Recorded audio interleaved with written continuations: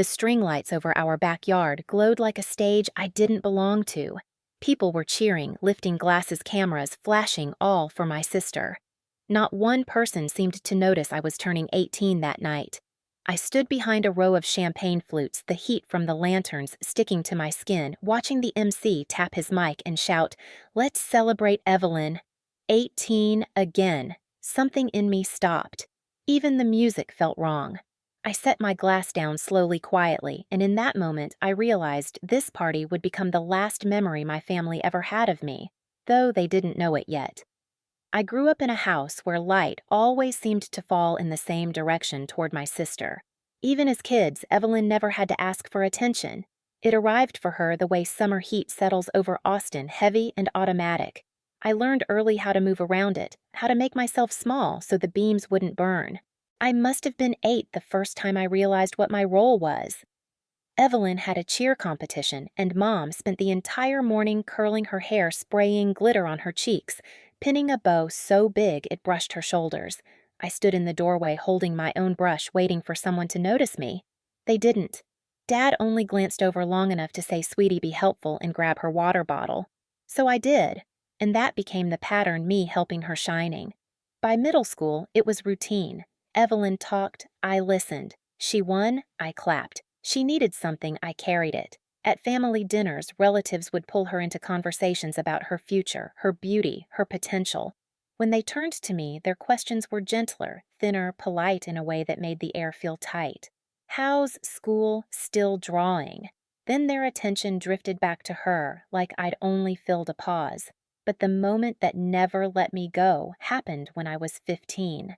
I'd spent weeks making a scrapbook for her birthday sketches, little watercolor corners, a layout I'd worked on every night under my desk lamp. I remember wrapping it in brown paper, tying it with twine, feeling proud in a quiet way. She opened it in front of our parents, flipped 2 pages, stopped. "It's cute," she said, smiling at her reflection in the tablet Mom had just handed her. "But I mean, Mom bought me something real this year." She set the scrapbook aside. The spine bent when it hit the table. Something inside me did too. Later that night, sitting on my bedroom floor, I tore out one of the pages, a sketch of a room I imagined I'd design one day. Tall windows, soft light, a chair facing the sunrise. I held that page for a long time, wondering if anything I made would ever matter to them. The rest of the scrapbook went into the back of my closet. The single page went into my sketchbook. It's still there. As I got older, the imbalance sharpened instead of fading. Evelyn got a car at 16. I got the privilege of helping her pick paint for it. She had friends over. I brought snacks. When relatives came to visit, they asked about her grades, her prom dress, her college plans. Mine were polite afterthoughts. Mom used to say I was independent, the kind of daughter who didn't need much. It sounded like praise until I realized it was permission to overlook me to save their energy for the child who demanded more. Dad once told me, "You're steady, Autumn. Evelyn's fragile. She needs us more." But fragility never seemed to stop her from stepping on everything in her way. By 17, I'd learned to read the house like a map. The noisy rooms belonged to them. The quiet ones were mine. I stopped asking for things, rides, help, attention. Silence became easier, predictable, safe. And yet, somewhere under all that quiet, a tiny part of me still waited for a moment when someone might look at me the way they looked at her, for a chance to be seen without having to earn it. I only realized how foolish that hope was the night of my 18th birthday, when a single sentence confirmed what I'd always known. In this family, visibility was a privilege, not a birthright. I knew the heat that night wasn't just the summer air. It clung to me the moment I stepped into the backyard, a reminder that my place in this family was always a few steps behind everyone else. The string lights draped over the patio flickered against the pool, throwing gold across faces that weren't looking at me. I stood near the edge of the crowd, hands still sticky from arranging the last set of candles on the tables. Mom had handed me a lighter earlier and said, "Make sure everything looks perfect before guests arrive." She didn't say happy birthday. When the MC tapped the microphone, the vibrations ran through the glass in my hand. People turned. Conversations paused. A small hush lifted the heat from the air. "Let's give a huge cheer," he said to Evelyn, celebrating her 18th again. The crowd erupted. I didn't. For a second, everything blurred, the lanterns, the voices, Evelyn's bright smile as she stepped forward in a white dress she bought just for the night. My eyes landed on the cake. 3 tiers, frosting like marble, her name written across the top in gold. My name wasn't anywhere. I felt Mom touch my arm, soft but firm enough to keep me still. "Don't step up," she whispered. "It'll confuse people." Confuse people. At my own birthday. I looked at Dad. He didn't meet my eyes. He was clapping too loudly the way people clap when they're pretending nothing is wrong. Evelyn made a wish. Cameras flashed. Guests chanted her name. Someone beside me said, "She looks amazing." This is so her night. And suddenly I understood something sharp and simple. There was no mistake. No misunderstanding. This wasn't my celebration accidentally overtaken. It was theirs intentionally reassigned. My throat felt tight, but my breathing stayed steady. I did what I always did, quiet, contained, unseen. I lifted my glass halfway as if to join the toast, then set it down before it reached my lips. Nobody noticed. A small piece of wax dripped from a candle onto the tablecloth. I watched it harden pale and final. Then I turned, walked past the laughter, past the music, past the house that had never been mine. Barefoot on the warm pavement dress brushing my knees, I didn't look back. Not even once. I didn't run. I just kept walking until the music from the backyard faded into a distant hum, swallowed by the heat and the empty stretch of the neighborhood street. The pavement was still warm under my feet, but the air had cooled enough to sting my skin. I didn't know where I was going. I only knew I couldn't stay. When the bus finally appeared at the stop on the main road, its headlights cut through the dark like a quiet invitation. I stepped on without thinking. The driver glanced at my dress at my bare feet, then back at the road. He didn't ask questions. I was grateful for that. The door folded shut behind me with a hiss. That sound felt like a line being drawn. I took a seat near the back. The engine rumbled low and steady, and for the first time all night, there was no one telling me to smile, to be quiet, to stand aside. Just the hum of wheels on asphalt, the flicker of streetlights against the windows, and the faint smell of old coffee lingering in the air. Somewhere between Austin and the next town, I reached into my purse and pulled out my sketchbook. The cover was worn soft from years of being handled edges, frayed corners bent. My fingers brushed the page where the drawing had been torn years ago. The empty imprint of that missing sheet stared back at me. I flipped to a blank page and rested the pencil against it.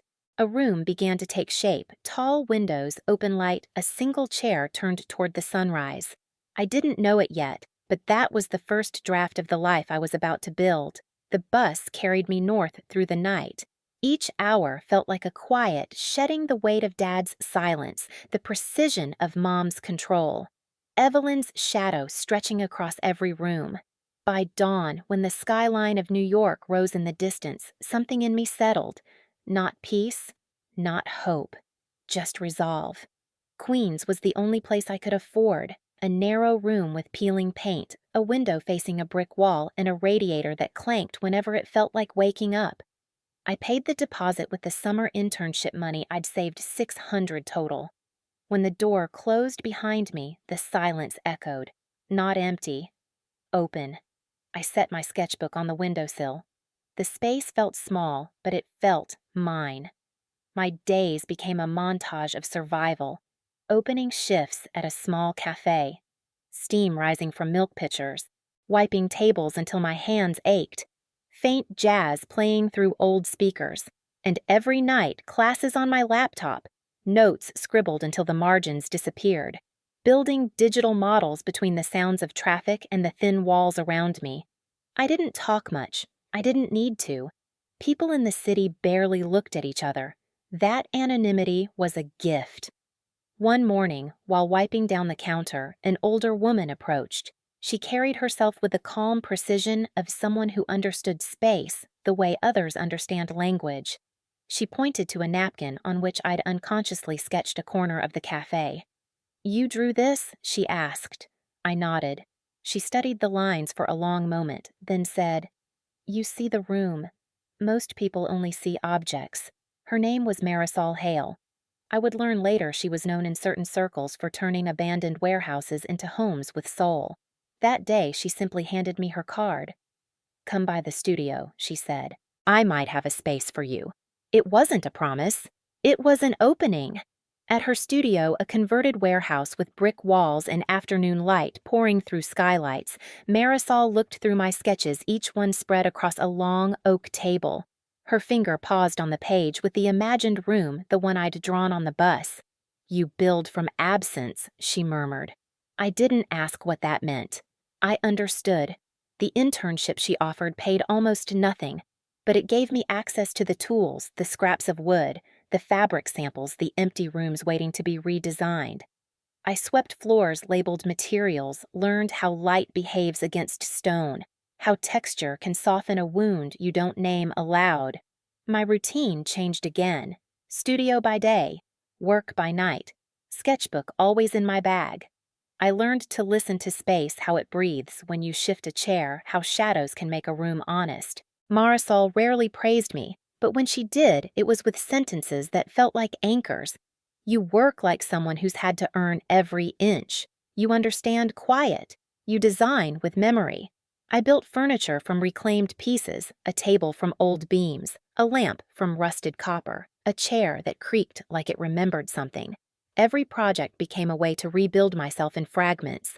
3 years passed in that rhythm of grind and growth. I worked until my fingers bruised, until my eyes blurred at 2 in the morning, until the girl who left Austin barefoot no longer felt like someone I knew. She was still inside me, but quieter, like an echo I had learned to respect instead of obey. Then one evening, Marisol placed a stack of files on my desk. "Clients asked for you by name," she said. Just that. No smile, no ceremony. But I felt the shift. The first breath of a life that wasn't borrowed or inherited, but built. That night, in my tiny room with the brick wall window, I made a spreadsheet. Expenses, savings, supplies, projected costs, potential clients. A list titled "Steps to Independence." I typed, checked, filed, deleted, rearranged. No noise, just decisions settling into place. By morning, I had a plan, a real one. Autumn Atelier would be mine. My studio, my space, my name. The bus had carried me away. My work would carry me forward.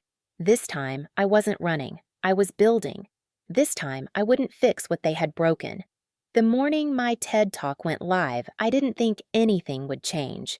It had been a quiet event in a small auditorium filled with people who listened carefully and left without applause that echoed. I told a story without names, a girl whose 18th birthday had been taken from her, who walked out mid-party and chose silence as a boundary. 2 days later, my inbox cracked open. Messages, requests, articles, clips shared with captions like, "This is what healing looks like." The video passed 1 million views before I even processed the first wave. I didn't respond. I kept moving: studio mornings, sketch revisions, client calls, Luca handing me coffee that was always too sweet. Routine kept the noise at a distance. Then the interviews started. Magazines wanted to talk about the girl rebuilding herself. Design blogs asked about my process. Podcasts asked about resilience. I kept my answers short. I let silence frame the rest. The first tremor came from Texas. A text from my mother: "We saw the video. Evelyn is upset. Maybe you should check on her." No acknowledgement of the talk, no recognition of the work. Just the same gravitational pull toward Evelyn. I didn't answer. Later, my father wrote, "Congratulations on your success. But please understand, your sister feels targeted." Targeted by a story with no names. The familiarity stung more than the message itself. I set the phone aside and kept measuring a slab of reclaimed oak for a shelving project. The tape clicked cleanly against the edge. Nothing in my hands trembled. The next morning, Luca came running in with his tablet. "You need to see this." A gossip site had posted an interview with Evelyn. Her face filled the screen, composed, practiced. Headline: "Sister of viral designer says people don't know the real story." I didn't open it at first. The glow from the tablet reflected off the metal drafting ruler on my desk. When I finally read it, the words were predictable. "She exaggerates for attention. We always treated her well. She left because she couldn't handle comparisons. I hope she's okay, but the internet doesn't know the truth." I didn't feel anger, just confirmation. Some people collapse without being the center. By evening, the wildfire had started screenshots, stitched reactions people pulling years of Evelyn's old posts that contradicted everything she'd said.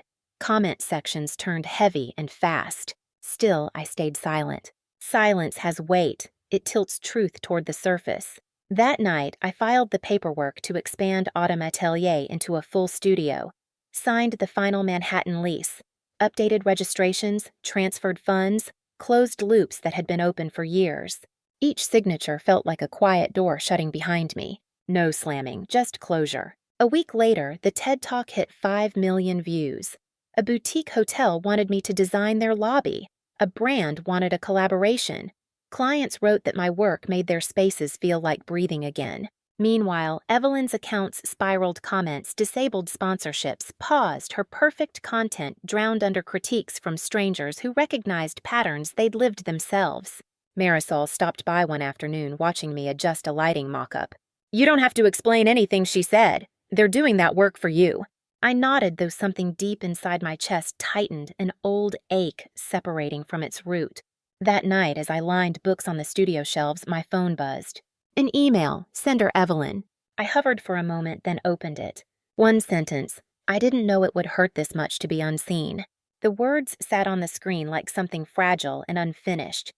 Not an apology, not responsibility. Just the first honest thing she'd said in years. I didn't reply. Some endings aren't meant to be softened. By week's end, Autumn Atelier opened its doors. Clients filtered in under the tall windows. Journalists took notes quietly. Light moved across the polished floor like something settling into place. I walked through the space, my space, with the steadiness of someone who rebuilt herself without approval. Justice didn't arrive loudly. It stitched itself through the system, through consequences, through silence. The reversal was complete. Balance restored. When the noise finally settled, it didn't feel like victory. It felt like air, clean, unclaimed, filling the corners of my loft. New York had a way of holding silence differently. Not heavy, not punishing, just present. Most nights I stayed late at the studio, letting the dim pendant lights fall across unfinished models and stacks of reclaimed wood. The city outside pulsed in soft intervals, distant sirens, a gust of wind sweeping past the window, the low rumble of trains moving underground. All of it blending into a rhythm that didn't ask anything of me. I found myself gravitating toward the olive tree in the center of the loft. Its leaves brushed the skylight, now catching the last of the evening glow. 3 years ago, I could barely keep a plant alive in a dark room in Queens. Now, this one grew taller than my reach. Sometimes I'd sit on the floor with my back against the cool brick wall sketchbook open on my lap. The pencil moved softly lines, light corners of imagined rooms. No deadlines, no expectations, just space becoming shape. I thought about Austin less and less, not out of bitterness, but out of distance. The house that once felt like the entire world now existed like an outline, recognizable, but empty. Evelyn's email replayed in my mind once, then faded like background static. Unanswered. Not ignored, simply unnecessary. There were no more phone calls from my parents after that. No questions, no justifications. Their silence used to feel like erasure. Now it felt like room to breathe. One evening, I finished setting up the final piece for my exhibition. A cube of glass glowing softly from within. Inside only a chair and an unadorned stretch of white wall. Not meant to impress. Meant to feel like the first clean moment after a storm. I turned off the gallery lights until only that cube remained. Gold spilling across the concrete floor in a quiet pool. Walking back into my loft later, I noticed how the city lights flickered across the window, merging with the reflection of my living space. My home built from nothing but years of quiet rebuilding. I exhaled slowly, the air cool against my lips. For the first time in my life, I didn't wonder who might be watching. I was enough company on my own. Some people rebuild their lives by shouting their pain into the world. I rebuilt mine by turning the lights on in a room no one ever thought I'd own. Silence didn't break me. It shaped the walls, the floor, the doorway I finally walked through without fear. And standing here now, looking at the city breathing below my windows, I understand something simple. You don't have to go back to the place that erased you to prove you exist. You can build forward. If my story stayed with you, stay for the next one. Let's keep walking toward the light.